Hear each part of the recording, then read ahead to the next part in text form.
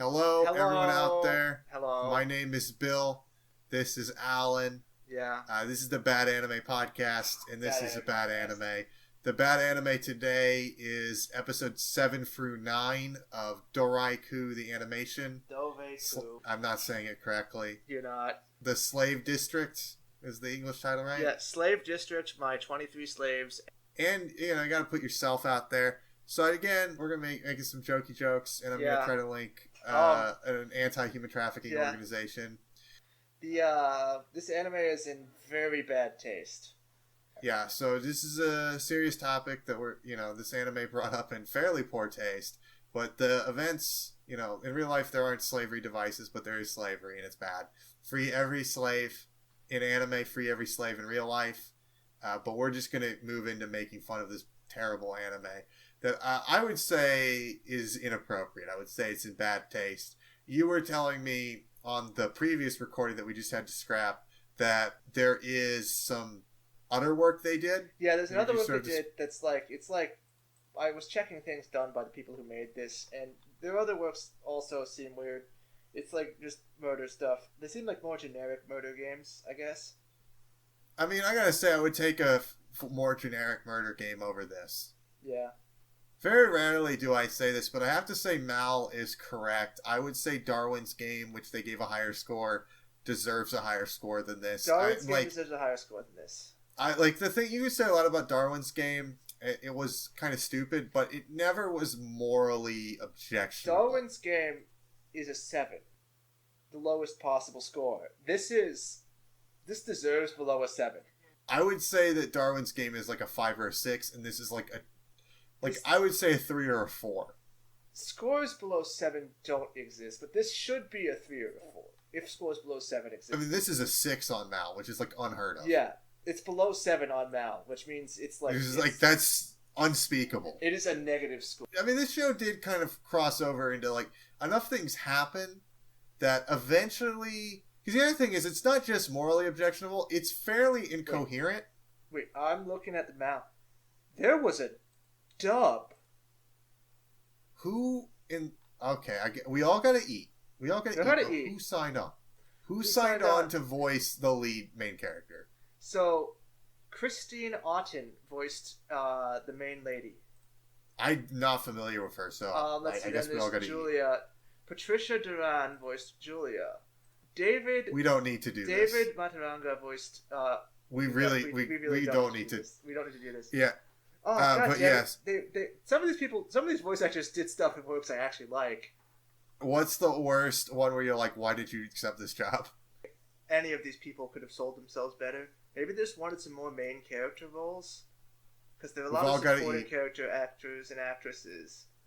One of them was in Bleach as a bunch of supporting characters. That doesn't mean anything. Bleach is honestly terrible. Okay. I could legitimately do. I only know you watched this. Okay, so one of them was the main. I could do a podcast just on how much Bleach sucks. So there was some main characters. One was in Daily Lives of High School Boys, which I like.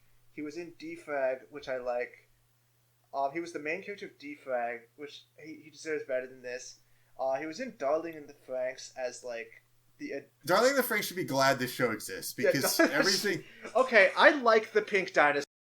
My opinion of Darling in the Franxx, if you ask me any other moment except right now, what I thought, it'd be it was pretty mediocre to bad by the end. Yeah. It had a good start, but then it kind of went into really bad direction. He voiced right America now, in Hitachi. Darling in the Franxx is amazing right now to me. Yes, right now, I would say Darling in the Franxx is like a 9. Yeah, it's like a 9. Honestly, any anime, you're I have enough residual hatred of Bleach that I'm still I could fucking rip on Bleach. But right now, let me say this shit about Kubo now. Let me talk this shit about Kubo. Kubo never had slavery as far as I remember. Yeah. There was some weird fucked up shit with afterlife stuff. As far as I remember, there was no weird sex slavery angle. Yeah. And he easily could have written that in there and been like, oh, it happened in the past, and he didn't. So, kudos to Kubo for not having slavery in. Yeah, but these voice actors and voice actresses, they deserve so much better than this show. I don't know why their agents would do this. We've all got to eat, and I'm not sure if voice actors have agents. I guess so. They probably don't. I mean, no, they do. They tend to work for orgs. Like Yeah? they're all hired into various orgs that are the ones who sort of handle what roles they actually get and like their publicity and shit. Like, I mean, that again, like, there's a I don't think structure there. anyone They will are care. they like are this they anime aren't was usually on. independent. This anime was uncalled for. Actually, I'm gonna call somebody out here. Hey, Mr. Netflix, never heard of you before, but why'd you fucking bring this anime out to the West over anything else? Okay. Hey, what the fuck? The man who directed this anime directed episodes of actually decent things. The man who directed this anime directed second key animation for episodes 4, 5, 8, and 12 of Heavy Object. That explains so much. That explains so much here. We found the connection. Why is there so much continuity in our lives? I don't know. I'm so glad we've already watched Heavy Object, so we like laid down the no rewatch rule. By the way, so by the way, Heavy Object's score on Mal also 7, also probably deserves a 7 compared to this.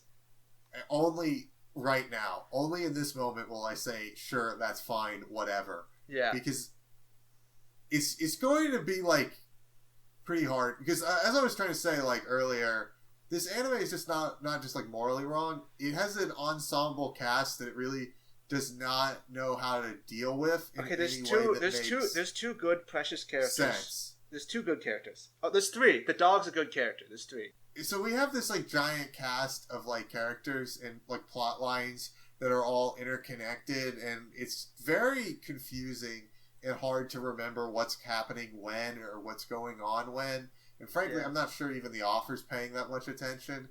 And the specific plot lines themselves are only really shocking in the context of it being in like a non-hentai anime. Yeah. If this was a hentai anime, this would be fine. It would make perfect sense. Everything would really kind of line up. The problem is, I wonder if this is a bad adaptation, because a lot of stuff happens off screen or is like hand waved away. No, the reviews I saw for the manga were worse. That's amazing. Maybe, I have no idea. I was just kind of like... The manga review, I see a manga review that gave it like a 3. Damn. Guys out here on Mal just burning this fucking thing to the ground. The TLDR here is very much a story-driven manga. The characters and the art are accessories to the story, and they do an excellent job of being accessories. Problem is, the story is just utter garbage. It had great potential, but it was ruined by one of the worst endings I've ever seen. Oh, so this is a bad ending. This is a bad ending, too. I don't know if we'll cover the end of this, but, I mean, this show is going in some fairly generic ways. It's really sad that I can't literally like, we could have done it that way, but it would be really bad and unlistenable. Yeah. But like, at least one of us calls basically every plot twist that happens. Yeah, no, every plot twist that happens, one of us has called it. Yeah, and I would say I've called more than not, but you definitely have caught something. I called the ghost. You did call the ghost. Yeah. And so this kind of makes it difficult to talk about, because we've literally taken more notes than some college courses I took. Yeah. And I have written down every single thing that happened from episodes 7 through 9. Oh, and this is not... Because I can't legitimately tell you what the takeaway should have been. The one good thing this show has is it does this thing that I really like in any show, where they introduce something and you think like, oh, well, that's not that important, or that's just like a plot setup, and then it ties it back later.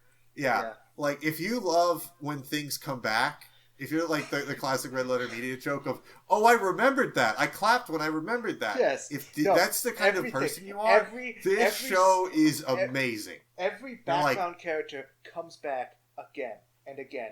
They don't even do They don't even do plot-related things. They'll just appear in the plot.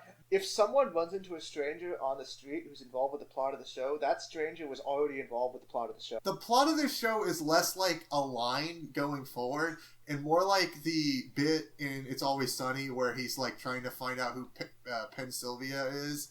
Oh, you got the classic Glenn Beck style conspiracy theory board where you've got names, you've got them tied together. That's the kind of way this plot works. It's not like like if you charted it out, it's like this character was this character's mom and is dead and knew this character, and then this character's live streaming to this character. It's just like all these different directions the plot goes, and it doesn't move in like a linear fashion or really in a way that makes like sense narratively. Yeah. So I'm front loading the sort of like analysis portion we normally do at the end, at the beginning, just because like I don't want anyone listening to this to think like that didn't make any sense because you guys didn't explain it properly. No, it just like doesn't really make sense. And to be fair, some stuff that you're like, well, that doesn't really make sense, or that seems like a coincidence, they kind of explain later. Yeah. And they have 3 episodes left. But I feel like I've given it enough time to where I can say, like, don't watch this show. Don't watch this show. Don't watch it. So we can start with, they're holding a duel, Yeah. right? Between Ryu and his arch rival so far, Crazy Person. Not the main characters. The main characters have decided to take a lead from the plot. And then we get Julia's backstory, which is basically, she's very sad. Julia been having a needs bad therapy. One. Julia needs therapy. Therapy. Lots of therapy. Extreme therapy. Seiya's been one of the good things in her life. However, Seiya was less like a thing in life and more just like she wanted something with a pulse. And Seiya does have a pulse. Seiya has a pulse and would talk. Not really a brain or a heart or like good decisions. And I mean, he's got a pulse, and I think he looks attractive by anime standards. Yeah, he looks attractive. He's an attractive anime man. Not as attractive as fucking Businessman. Dude, show the Businessman out here, like legitimately, he's very good looking and yes. He's very charming. I like him quite a bit. I would date Cho if he like was into that. He's not because he's straight, but like yeah. I'm not into dudes, but like I think he's a cool guy. I like when he's on screen. Every time he's on screen, I'm like, oh, that's Cho. I like him. Yeah, he needs better. So few lines, but I am happy when he's on screen. Not as happy as 2 other characters who are going to feature in these episodes. I'm very happy when they're on screen, especially together. Yeah. So then we kind of get Julie's backstory. She's kind of sad, and then Seiya breaks up with her, as we saw, which is very important because the timeline here is kind of insane for me because I don't know exactly when did Seiya get enslaved, because it has to be a lot, or when did when did Seiya get enslaved? Because it has to have been a lot earlier than I thought. Okay, so like ludonarrative distance does not remotely mean that. It does not mean that at all. I assume you're joking. I just want to if you want to send a correction, send it to badanimepodcast@gmail.com, but do not send anything about that. Don't send it again. I don't care about your opinions on ludonarrative dissonance. I don't want to watch an hour-long video on the subject anymore. There's like a million of those. Please stop talking about it. Oh shit, did you know Nathan Drake kills 100 people? Ludonarrative dissonance. I don't care. Anyways, so the timeline is completely fucked. Yeah, so what happens is as soon as that happens, Julia is homeless, basically, and then is like, oh, I need to find a place to live. So she's talking to a bartender at what I believe is like an Okama bartender. Yeah. And then, I'm not super sure on how the bartender is like, you gotta go meet with my friend. Yeah. And so then she moves in with this friend, and it's this woman who's working all the time, and her son. It's a fairly large house. Yes. So, so she's kind of in this lonely house all day with this kid, and then she like befriends this kid, and then he uses her like affection for a small child against her and enslaves her. Yes. Using a counting game, then forces her to strip. Yes. Reminder during all of this, Julia genuinely loves this tiny, shitty child. Yes. So the tiny, shitty child... This child deserves to be in jail. The tiny, shitty child, Ryu, is like dead set on freeing his mom from sex slavery, which is pretty bad IMO. He's dead set on, I think is completely understandable. Yes. He's dead set on saving his mother from slavery by enslaving people. I don't really know how to describe him as a person. He's basically dead set on saving his mommy. I know, but he's also doing it in a bad... I mean, I get wanting to save your mommy, and your mommy being a sex slave is bad. He is a 12-year-old. He's awful. Because the things that he does to Julia, it's also worth pointing out that she is like a sick weirdo who's into most of this. Yeah, no, she wants I don't know, she wants to fuck the kid, I guess. I don't even know if it's that. It seems to be somewhat of a maternal thing. / like a platonic need for warmth. She's so fucked in the head. She needs so much therapy. It's really worth pointing out that whatever she did for Ryu that we don't see is so fucked up it makes Yuga disgusted. Yes. Who is a disgusting human being. It's so bad that Yuga is like, yo, this Ryu dude is a motherfucker.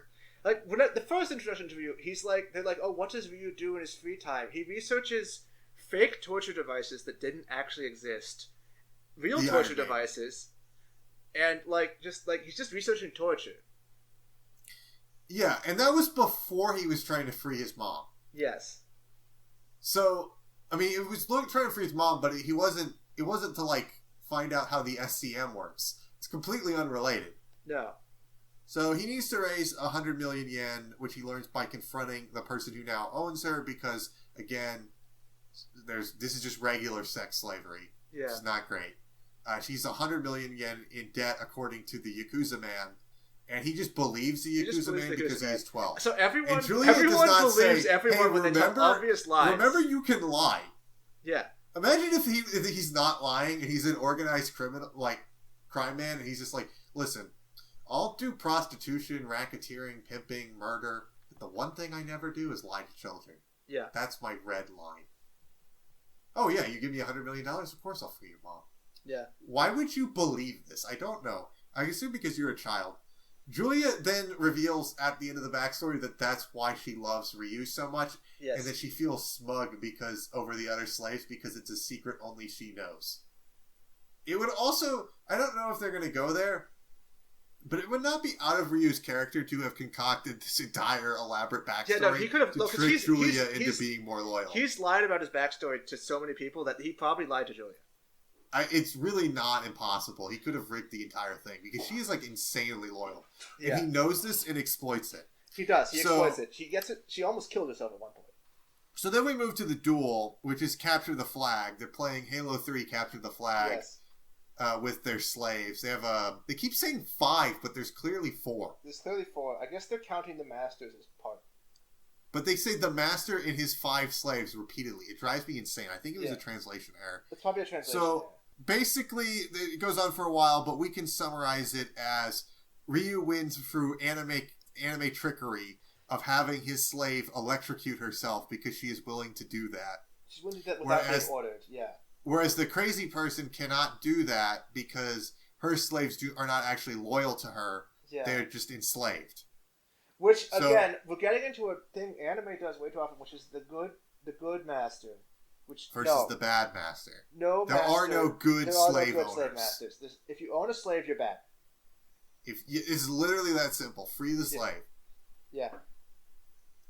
By the way, main character girl is bad because instead of immediately freeing her slaves, she's keeping them. That's bad. It is in such a situation where there are mind control devices that I understand almost what her reasoning is. So I would not say that she is bad. I actually will defend her slightly. I mean, I have started greater good. I have started affectionately calling her the John Brown Brigade because I do want them to win. I've not been doing that. I will just give her the title of main character. Yeah, main character. That is the extent. She is the heroine of this demented story. Yeah, and I don't super love her. I'm not super like out here being like she can do no wrong. I would say roughly that she has managed to brain blast her way into not morally okay slavery, but like, I don't know. Something has to be done about these SCMs. Maybe enslaving everyone to stop slavery. I don't know. Yeah, like the owning of slaves to eliminate slavery. I also wouldn't be surprised. Well, I guess this was an idea. Like whenever the British abolished slavery in the UK, they just bought all the slaves and said you're free now. Yeah, they're sort of planning a British abolition, basically. Yeah.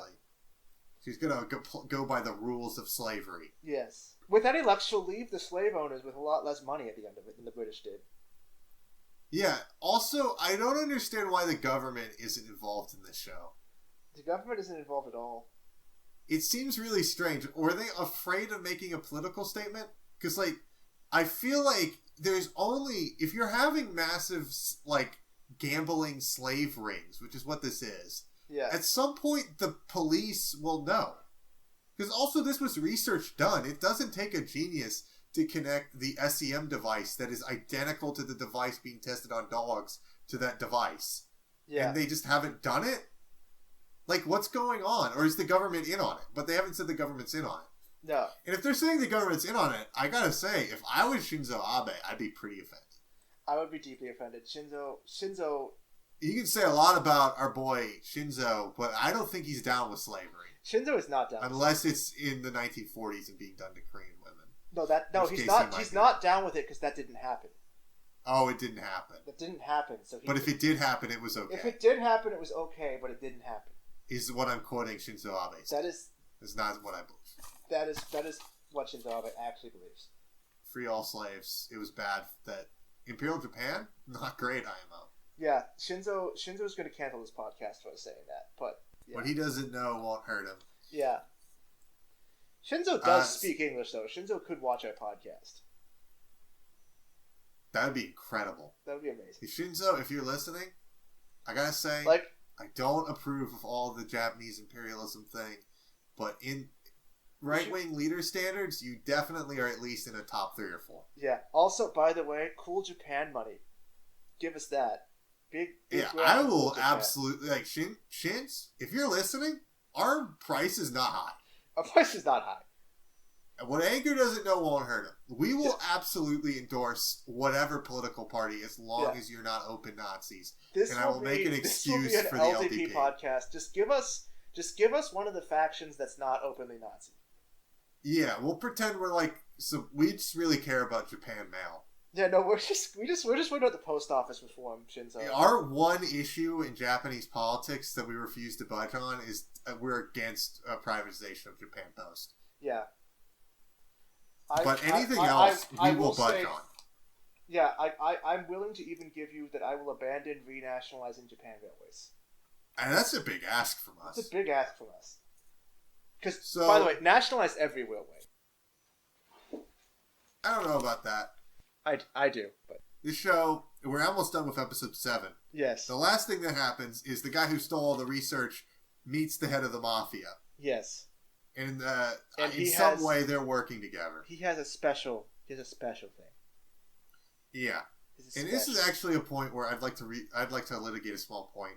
You said that that must mean that the mafia guy is his slave, which is actually not true. The mafia guy is the slave of a character who's not going to be important until a later episode, but there's this girl character who is the mafia guy's master. And that's the end of episode 7. Yeah. So this is going to be roughly where the ad break is going to be. Ad break. So when you're editing this later, Bill, ad break here. We will see you on the other side of the ad break. Ad break. We are now on the other side of the ad break. Welcome back. Welcome back. We still have 2 animes. We do. 2 anime episodes discussed, not 2 whole animes. Yeah. So this is the point where we find out that Ryu is all worked up because there's a new star, that symbol that's shown up on the map. I'm not sure we've covered this, but on the location app, the characters are represented by different stars, or different symbols, depending on their status in the... I almost said game. It's not a game. It's slavery. Their slavery status. It's on your Facebook profile on your relationship. And someone has been appearing as a star, and they're in a school. So Ryu just decides he must send his agents out to infiltrate the school. And they decide to send Julia because she went to this school, so she has a uniform. And Julia is... How old would you guess Julia is? Because she cannot be older than, like... She can't... She's not, like... She's obviously in her 20s. Yes. She can't be high school age. She's not... The youngest I will accept is, like, 20. Like, the youngest I would accept developed. for Julia is probably 23. I don't know. She has an adult body. Anime. No, but this is an anime. She has an anime adult body, not an anime high school body. Yeah, so she somehow, like, infiltrates this Japanese high school basically perfectly. Yeah. She asks about the SCM, they don't know. But in addition to Julia, they send in the crazy person, the crazy lady, who will now be referred to as the nurse. She's qualified to be a nurse, apparently. And a pharmacist. And it's just like, lady, why don't you just do that? She was working as a nurse, which is how she got her slaves.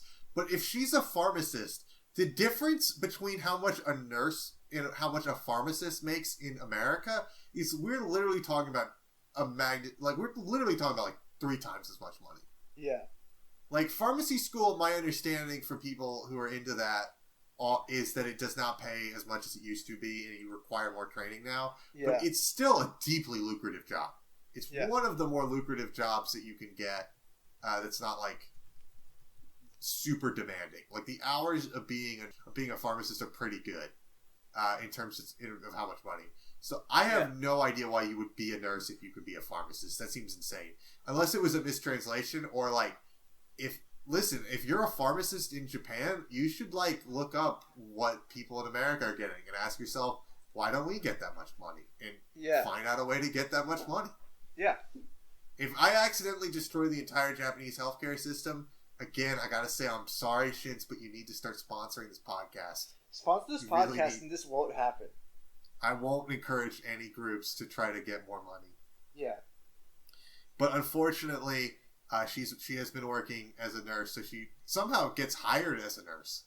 Yeah. Not infiltrate, she just gets a job. She just has a job at the school now. How long are the cuts between these scenes? They must be, like, they have to be at least days. Like, we've been interpreting this as like it's been like a few hours or a day, but I think this anime is actually over a stretch of like months.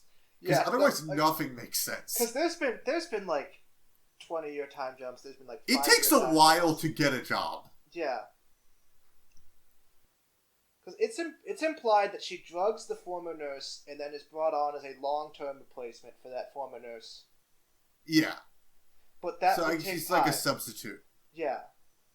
It still would take time, yeah. It would take at least a few days. And so, at this point, Fujika, or the nurse, shows off the radar. She gets caught.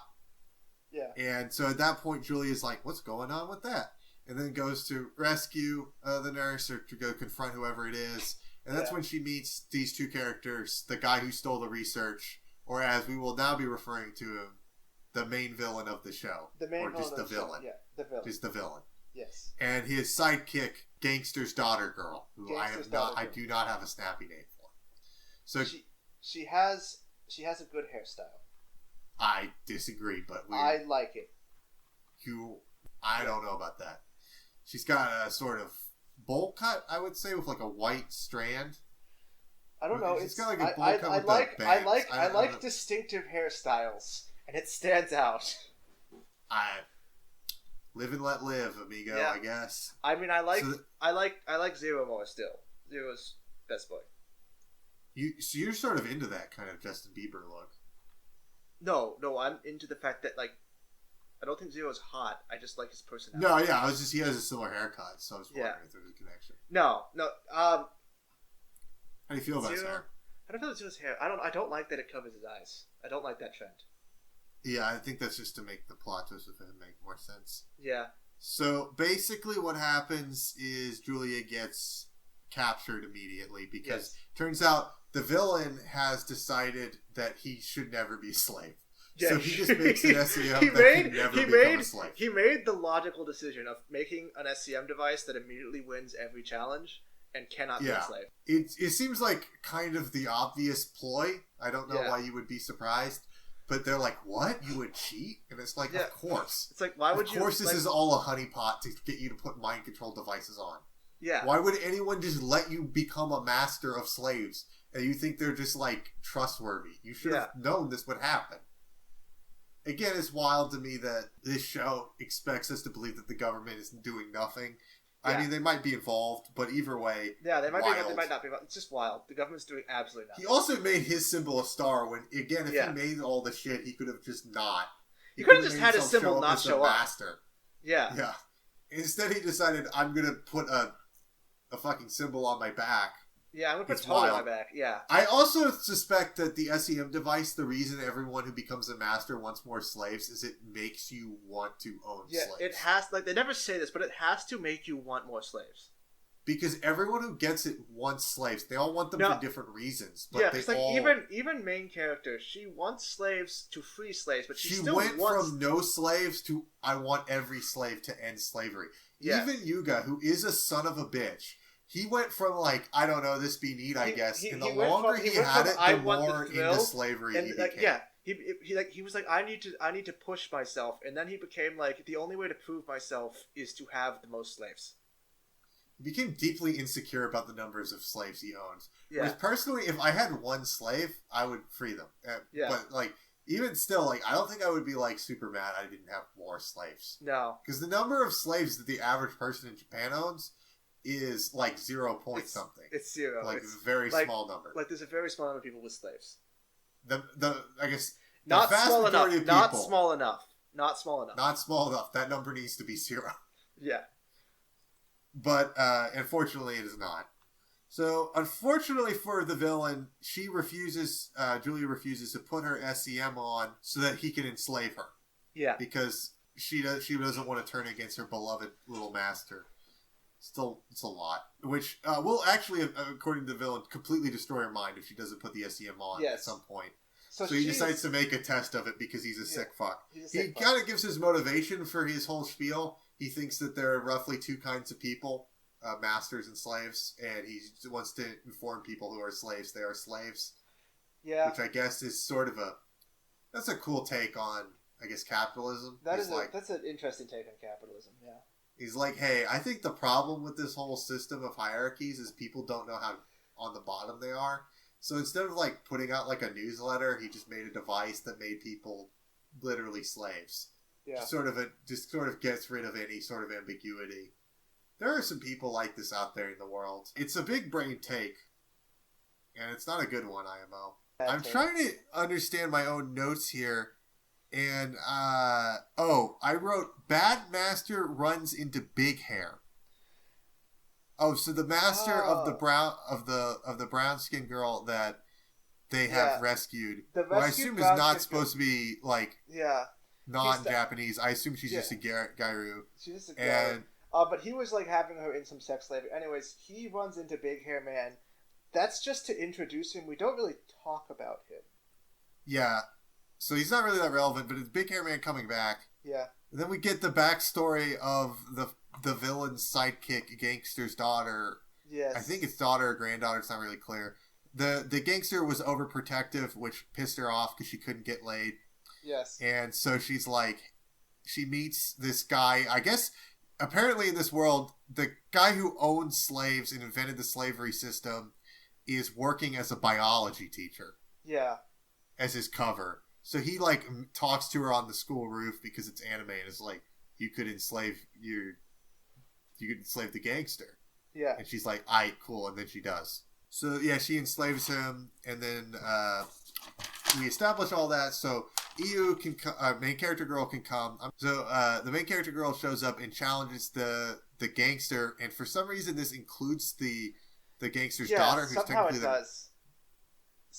It doesn't make sense that the rules explain, but somehow she's challenged both of them to a money match. Who can earn more money in 2 hours? Yeah. And he's like, don't you know I own businesses? And she's like, that's exactly why I did it, because you would agree. And then she's decides to win by she sings the OP of the song of the anime. She sings the OP song, which is not particularly good, and her slaves give her money. Yeah. Like then they just empty their bank accounts and give it to her. Then we cut to the Yuga coming in as a loan shark to the gangster, and he's like, "Hey, sign my loan. It's a sketchy loan, haha." And he quickly realizes, the gangster, that this is a trap. Yes. This is a scheme. This is a bamboozle. So he takes the money and says, fuck you. And he's like, I've got all this money from this.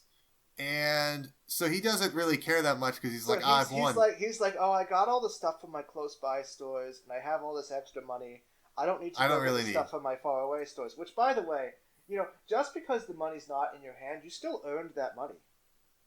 Yeah, it's not really clear to me how the rules of this game works. It's not. It doesn't. I don't really understand why he's so nonchalant. It's also worth pointing out that if this plan did not work, he would lose later on. So he's like, I won. Your plan backfired. I got all your money. And then she like blows up all the money because he somehow didn't check for an incendiary device. Yeah. Or actually, I think he said he checked and it wasn't there. So somehow an incendiary device got there. And he's like, no, there's no way I could have missed that. And it's just like, well, you either did or like they put it there somehow. It's just plot. Yeah. The plot is magic. Yeah.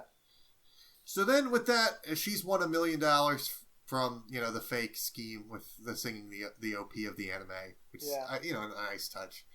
And he's won 900,000 yen. Yes. So 1 million versus 900,000. So if she was wrong about the income he makes from the closed stores by even a tiny amount, he would have won anyway. Yeah. He almost won anyway. So then she enslaves she enslaves both him and his daughter. Is that the last we see of them? That's the last we've seen of them in this anime. So this is we have another episode to discuss immediately after this. Yeah. And which introduces they just don't appear. Talking about the episode 9 now. Right. Hello. Just for the sake of transparency, we took a quick break there. Yeah. Yeah, we did. So we are back to discuss episode 9. So in this one, we sort of start with a live stream. Yes. Of a creepy doll. A creepy doll. I don't know if this is a specific reference to something on Japanese internet or anything. Are there doll streamers? This has appeared several times in anime. There are just... Really? Yeah, there are... It was in Psycho Pass. Oh, yeah, but that seemed like it was a futuristic thing. No, these sort of creepy streams do exist. I don't know why. That is wild. I never looked into them, and I don't actually know what they call them in Japanese. I hate anything that scares me, so I don't pay any attention to this, but if you have some experience with this, please, and you can frame it in a way that won't scare me, please describe what these are like, because I'm curious. Because if there are dolls that are going on the internet and being like, fucking kill yourself, XD, that's bad. Yeah. The Japanese Twitch, or was it Nico Nico, should take that shit down. I honestly... Don't let dolls tell people to kill themselves. I don't know how they work, but yeah, that's what happens. So basically, we start there, and there's a young boy named Gecko who's watching what he's calling Maria-sama's stream. The best character, by the way. Is Maria or Gecko the best? Gecko is Maria, kind of amazing. I actually enjoy watching Maria, but she's a bad person. Yeah, Maria does tell people to kill themselves on the internet for money. Yes. Which is the dream job of many online trolls. Yeah. But she is a neat, I think, living in a pile of trash, she literally middle-aged woman, just going on the internet pretending to be a creepy doll and telling people to kill themselves. Yeah. So she is also like a hairdresser. She is also a hairdresser. She said she was going to beauty school. No, because they show scenes of her. She's in that beauty salon that she works at, and like she cuts the guy's hair. This is why we have two guests. We have two hosts. Yeah. I don't know if she is. I don't know if she is one, or if she's just broke into that building and knows how to cut his hair. Okay, I guess that you're making a lot of sense. Yeah. So, my next note here is not very good. At this point, I just start using just one word. I think I was lazy. I just put down tricked, and I have no idea what I meant. And then the thing beneath that is report spy, then hyphen Maria fat. Okay, so... Then just the word Gecko. Okay, the nurse lady is tricked by main villain. Okay, I'm glad you're here to decipher what I wrote. He's like, just put in this SCM, I'm going to run a diagnostic on it because I made the SCMs, and then he puts in his automatic win SCM, and he's just like, I just won. You're my slave now, XD, got him. Yeah. And so at that point, Gecko was looking because Maria-sama has ordered him to look at this situation. Because Maria-sama has a goal, and her goal is to eventually be that she just wants to rescue Zero from Rio. She does not actually care about she wants to do it for the most insane batshit anime reason I've ever heard. It is. It is great. It's beautiful, and I love it. So then he reports this to her running away. He's like, I'm sorry, I'm such a failure. Then we find out that Maria low-key hates Gecko and thinks he's a dipshit. Yeah. Which, I mean, it's fair, Sure, he is a dipshit. He's also amazing. Like, okay, comparing dipshits here. Gecko versus Seiya. I love Gecko. I love Gecko. I don't like Seiya. Yes. Gecko is 100% into following this creepy doll he found on the internet. Yeah. And that is a vibe I can 100% fuck with. Yes. He's a weirdo high schooler who, honestly, if he was less of a weirdo, would probably be rolling in pussy. Also, by the way, he can, like, hear the SCM sounds, and they've basically driven him insane. Yeah, so he can hear them, which is crazy. Because also, what do they sound like? He said it sounds like he's just continuously hearing, like tinnitus, I guess. Yeah, no, it's just, he's got, like, really shitty tinnitus. And how does he have this power? They don't explain. He just does. He just does.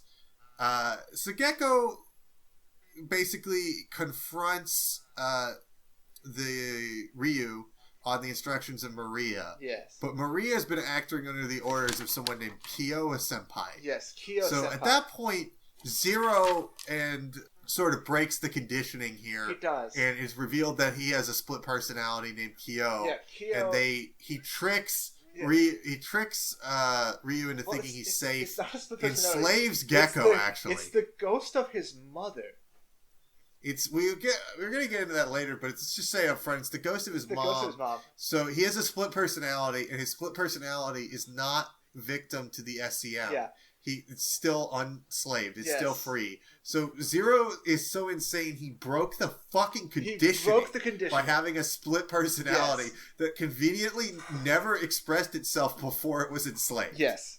So his mom's soul he has some sort of psychotic bit of himself. Because his mom died when he was an infant, right?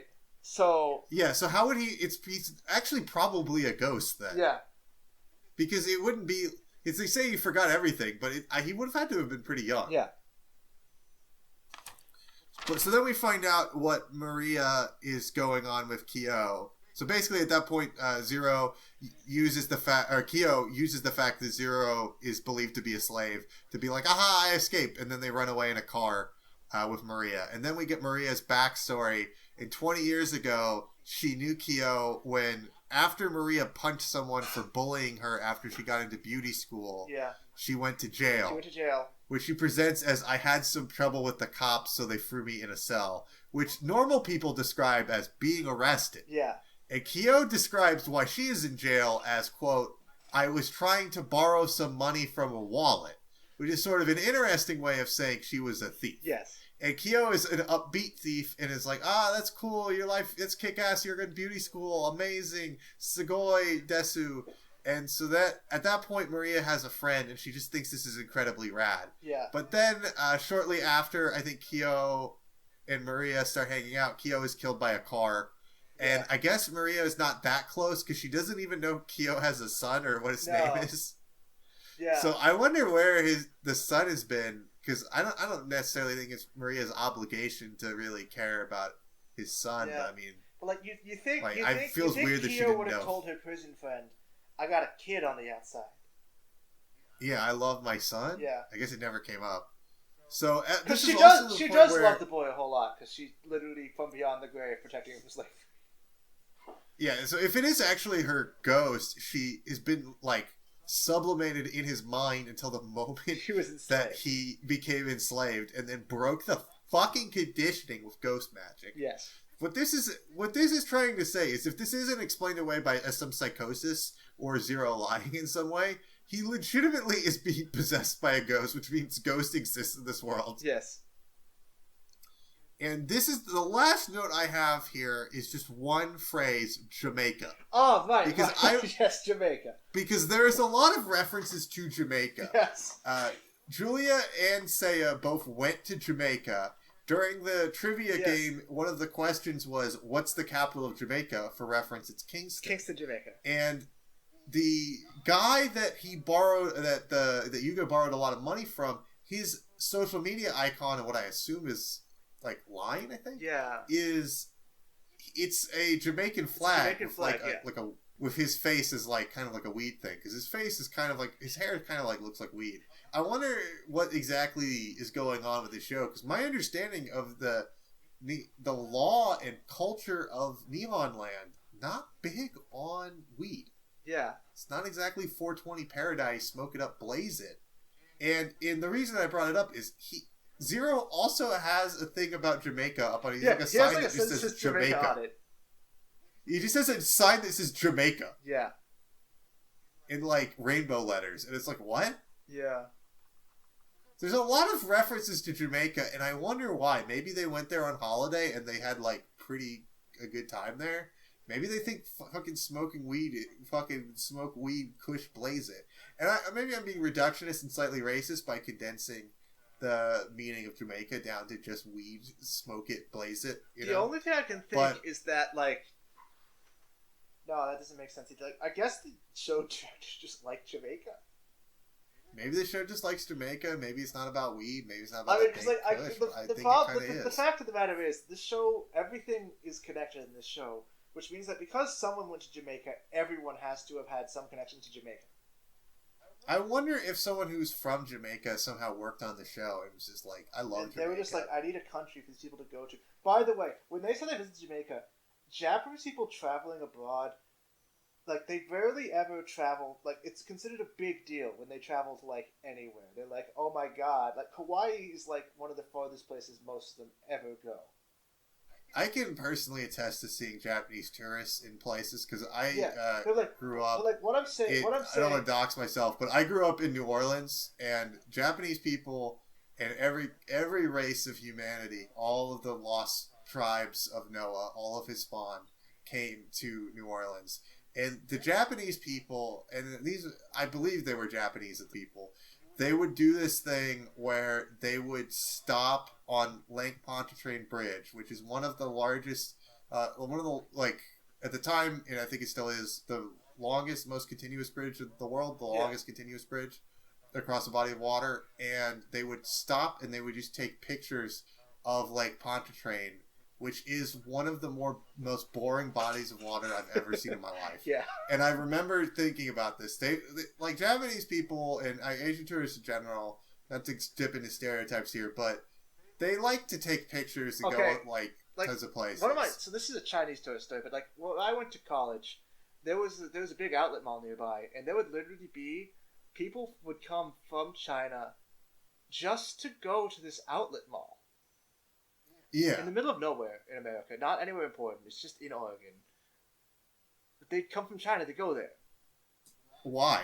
How did they trick them into thinking this was important? There were companies selling tour packages in mainland China that are just like, do you want to experience like a high-class American shopping environment? And people pay it's in money Oregon? to go. Yeah. It's just an outlet stores. I mean, that's got to be a pretty good fucking scam. That's a good racket going. Yeah, people really like going. There is something to be said about American shopping malls. Yeah. And the problem this is isn't a conventional. This is an upscale outlet store. It's like, it's above a mall. Okay, so it's above a mall. Yeah. But like malls are dying in the U.S. and frankly, I like malls. They're a pleasant experience to be in. Yeah. It's just sort of a nice third space. There are very few places in America where you could just have a nice loiter. Yeah. Malls are one of those places. I really enjoy loitering. Loitering is very nice. It's a crime. Yeah, it's nice to just be in a place. Yeah, like it's just nice to exist. Like I don't think loitering should be a crime, by the way. Loitering is good. It's just nice to have a place to hang out where you're not expected to buy things. Yeah. And the mall, strangely, despite being in the mall, a temple to commerce, is basically like that. There's only like 5 stores I go to in any mall. And I go to stores repeatedly where I have no intention of buying. Yeah, anything. I will never buy an animal from a pet store. No, but I'll go there for obvious reasons. Yeah. But I will go there and I'll be like, oh, the puppy. And I know that puppy came from a mill, so I ain't going to buy it. Yeah. But I'm just like, oh, the puppy. Oh, it's a cute little puppy. Oh, it's a bunny wabbit. That's how I talk when I'm in an animal store. You know. And then I'll go to the GameStop. Yeah, I'll go to the GameStop. I haven't bought anything from a GameStop. Do not buy things at GameStop, by the way. Awful company. But I'll go there to look at the games. It's a terrible company. They tried to kill... I'm not going to... I was buying stuff before the lockdown. Because I like owning physical things. If you haven't heard about this before, I recommend Googling it. During the lockdown in Pennsylvania, they were early on in the coronavirus update, they were emailing their employees instructions to tell the police in case the police tried to shut down their business because it was, quote, an essential business. Yes. And I feel like, listen, man, I love video games. I love gaming. I love being a gamer. But being a gamer is not essential. It's not essential. And it's definitely not essential to buy video games. It's also not essential because you can buy video games on Steam, online. on GOG, go on itch.io, go... Imagine if any other thing in the world is actually more pressing. Because any game you would want, you could just download easily. No problem. Nintendo Switch. Whereas, like, you can't shop. download a shirt. Yeah. Like, if your shirt breaks, you gotta buy it from old Jeff on Amazon if all the clothing stores are knocked out. It's like when I need clothes. But that might be a while. And frankly... I walk into a Nordstrom and I buy all my clothing at one store. So what I do is I forget that I don't own a tie until I need one immediately. I started going... So then I go to a Men's Warehouse on the way to the conference or the job fair or whatever. I'll just buy it. I just buy it on the way. And then I'll always misplace it. Or actually, recently, the last... I had this tie that I loved. My cat pissed on it somehow. And cats are really nasty. And she pissed right on my favorite tie. So I had to buy like a tie on the way to this interview. And I did, and it's a nice time. Like every now and then, I'll go to the big and tall store. I couldn't ask my boy Bezos. I couldn't just call him up and be like, "Yo, I know you're sending rockets, but can you send a rocket right now?" He'd be like, 2-day shipping, motherfucker. Yeah, he can't send me one in 2 hours. That's not how it works. And like just because I prefer buying my clothes in the store. Personally, don't do that. But I love malls. I love the mall experience. I love loitering. I love loitering deeply. I like food courts where they give out free food. I'm lucky enough that I live near a mall. Yeah. Someone is eventually going to be able to dox me fairly easily by all these asides. But like, I live near one of the remaining malls, and it's a pretty nice mall, and I enjoy going there. There are still like hundreds of remaining. Like, there's remaining malls in every state. Yeah. I was a joke. Yeah. And so I feel like if you want to know what America's like, I once had like a religious experience I would describe after I was in DC for vacation, and then I like left DC, and we were like spending like days just like going to museums, thinking about America and the founders and everything. And then I went to the mall, and no drugs were involved, but I was just sort of like sitting there, and I was like, it was just like looking around at just the sort of like empty commercialism, and like I paid like $8 for a lemonade, and I was just like, man, they fought for this. Yeah, they did. And also, I just like, by the way, I just sort of thought about the chain of events that went from like Tommy J and the gang to like $8 lemonades at a North Virginian mall, and it was just like a deeply moving experience. Yeah. And just like, malls are great. By the way, like loitering, great pastime. Do loitering. But however, like, whenever you don't have a mall to loiter at, when you're in a mall dead zone because the malls have died, you end up loitering at the grocery store, and there's nothing sadder than loitering at the fucking grocery store. I have done it so much. Yeah, I've done that regularly. Yeah. Have you ever done the thing where like nothing's open but Walmart, so you and the boys just hang out at Walmart at 2 in the morning? You loiter in the Walmart, yeah. No, you loiter in the. Because like I live in an area where, like, also like I don't really go to bars. Yeah, so, I don't go to bars. Like. So if there's literally nothing to do past like 9 p.m. Like, there's also like a curfew on all the businesses normally. So like nothing's open in the Walmart. So then you just spend like an hour or two just like wandering around Walmart. Walmart does not stop you from loitering in the Walmart. Walmart doesn't care, and even if they did, like, you can just kind of like wander from place to place. Yeah. I once was at this like Turkish coffee shop, and I was in the airport in Istanbul. And we were mooching off the free Wi-Fi and just repeatedly buying things from the little stand. And eventually the clerk, for some reason, got angry that we were loitering there, even though it's an airport. So we were the entire airport experience is loitering. You loiter until your plane goes. Just kind of like buying things every hour so that they would let us stay there. Yeah. And the clerk apparently was just furious that we were there. This was at like 5 or 6 a.m., so that's why there wasn't really anyone around. And she just came with a broom and literally chased us off. And it's really put a fear of God into me, that tiny Turkish woman. Because, I could have taken her, but I wouldn't have, that wouldn't have been a smart thing to do. But just like, the social, like fear of just being called out on like, why are you here? It's just really like struck deep into my soul. And it's just like I have no idea what she said because she said it in Turkish, but she was shaking a broom at me. yeah. So I sort of quickly ran away and found a different place to loiter. I know, like it's disappointing when they just loiter. Just let us loitering is good. You should loiter. I needed Wi-Fi. Yeah.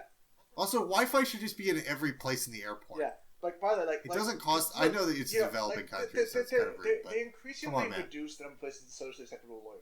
You can loiter in like an airport. You can loiter at a train station. But like so many other places, you just can't loiter at them anymore. And it's just like I want more. I should just have a right to exist in spaces. Yeah. My least favorite thing is when I go to a store and someone tries to speak to me. Yes. I hate that. I'm just trying to not be noticed and exist. Yeah, like I'm trying to loiter. Don't talk to me when I'm loitering. I'm just trying. I need to pass time. Yeah. I'm trying to do something else, and I'm trying to pass time. But you can go to malls all over the world. You can. They're all basically the same, but there is something unique about the malls of every country. Yeah. No, like I don't Japanese know. Japanese malls have such a different vibe. What's the vibe? There's less. There's are you talking about the underground subway the underground subway stations? That was technically a mall. Oh, that's what you meant. No, like I mean, like you mean just like I mean, like I've been to shopping malls in Japan too. Like the Aeon company is a big company that runs a lot of shopping malls. Oh no, I've also done that. Yeah, you've also I'm an done idiot. That, yeah. Yeah, it's a really weird thing. There was this store in one of the places we were at, I think you were there, where they were just selling like random photos of trains. It was like a train otaku shop. I know. And it was just like, the cool thing about Japanese malls is there's just all these like random like otaku shops in there where you could just like buy like a book of pictures of trains that someone took illegally. Yeah. And like little model trains and shit. Yeah. And you're like, why does this exist? I know. Whereas in America, like the greatest thing you can find in an American mall is a comic book shop. And that's basically it. Like around me, it's mostly like you go to the mall, it's a lot of like furniture stores, jewelries. It's you get some Christian bookstores. Yeah. If you're lucky, there'll be a comic book store. There'll be a GameStop. There'll be a pet shop. Pet shops are big. But the main thing you've got going on is you've got a food court which says like a bunch of really bad food, and there's all these food chains that seem to only exist inside food courts. Yeah. Like what's like you get like Orange this is just Julius, turned into like right? Which is Seinfeld sitcom level of like, hey, you heard about this thing? But like legitimately, like what's going on with all of these shitty fast food stores? Are there like larger chains of like those? I'm sure if you're listening to this, you know what I'm talking about. Like that pizza place that's so garbage it's in every mall for some reason. Yeah, no. Why can't they just get a Pizza Hut there? What's going on with that? The first one I thought of was Orange Julius, which apparently does have non-mall stores. There's also this like, there's a Cajun one. Yeah. In the one near me, where like, I don't understand like why can't there be like better kinds of fast food? Like every now and then you get like you'll get like a Wendy's or like you do like get a the mall. Chick-fil-A. You do get the mall Chick-fil-A. You do get the mall Chick-fil-A. You do get the mall Wendy's. But like, when have you ever seen a mall McDonald's? I've seen mall McDonald's in America. No, I've seen them in America. They used to be one of the mall I went to loiter. Oh really? Yeah. I have never seen one. It's just all these like weird places that no one would ever go to outside of a mall. It's never like Panda Express. It's always I've like seen Mall Panda Express. Chinese. There were Mall Panda Express. Okay, maybe we are living on different like wavelengths. I mean, I have lived in coastal elite places. Maybe my coastal elite malls have just had nicer restaurants in them.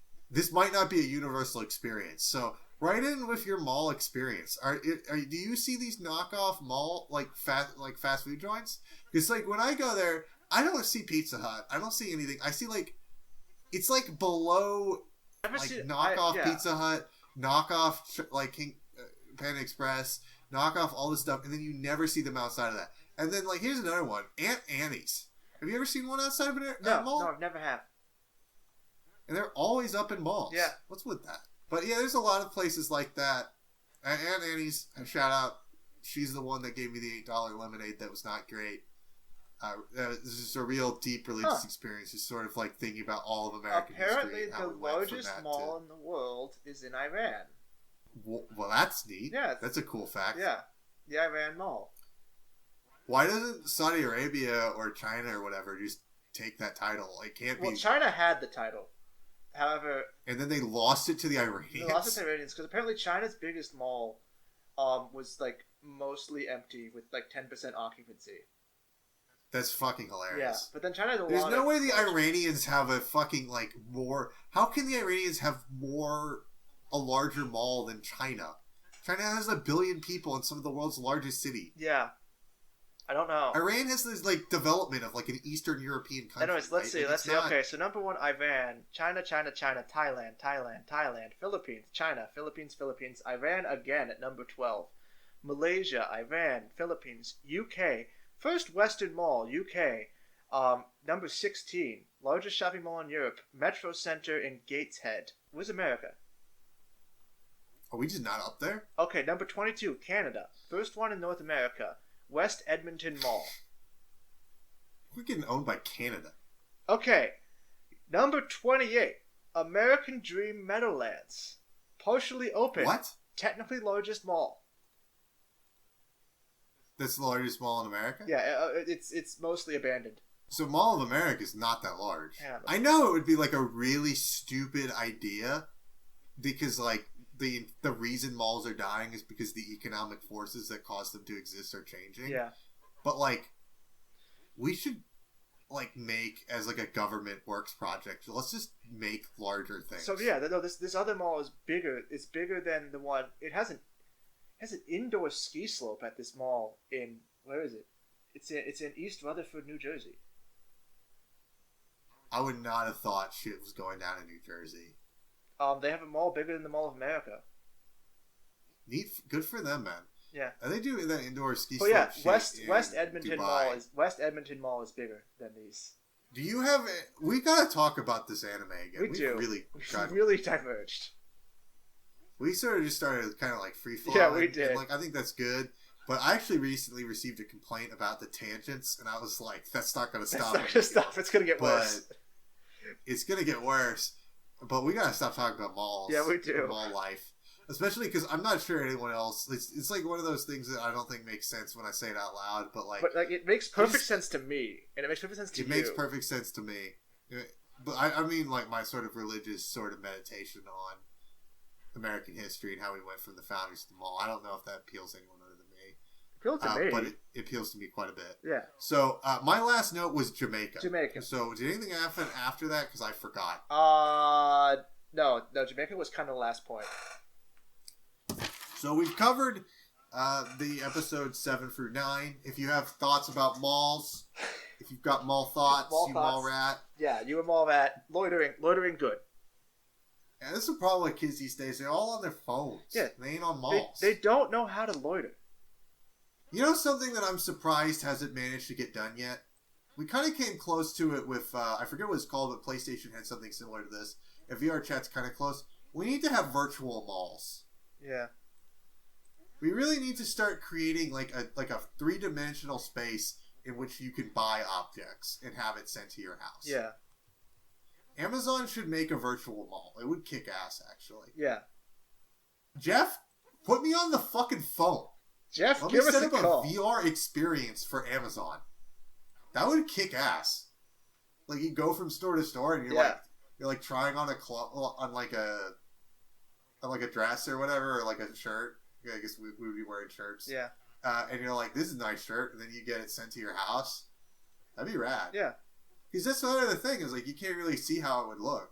You kind of get on a This is a good idea of me. I'm gonna cut this out of the podcast so I can send it to Jeff. But yeah, no. So we've finished discussing this slavery anime a while ago and sort of rambled on about malls and our mall thoughts and being mall rats and being mall people. Yeah. So if you got mall questions, send them to badanimepodcast@gmail.com. We would love to hear anyone's thoughts about the anime we watch. Yeah. We've gotten some suggestions. Yeah.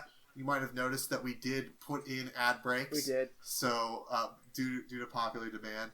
So we will be discussing and finishing Dorei-ku. Yes. Dorei. Thank God. We will finish slavery once and for all. Liberate all the slaves. God bless. We're gonna want slavery's gonna be more anime. Yeah. So fuck slavery. Fuck anime. Fuck you. Yeah. Fuck you. We'll be seeing you next time. Yeah. For episodes 10 through 12. Yep. on Bad Anime Podcast, Bad Anime Podcast. episode whatever the fuck. Yeah, follow us on Twitter. Email us about malls. Yeah. Tell your friends. Tell your friends about malls. Not about Dorei-ku. About malls. Yeah, it'd be weird. Don't mention this podcast to your friends until we're at least pretty far away from sex slavery. Yeah.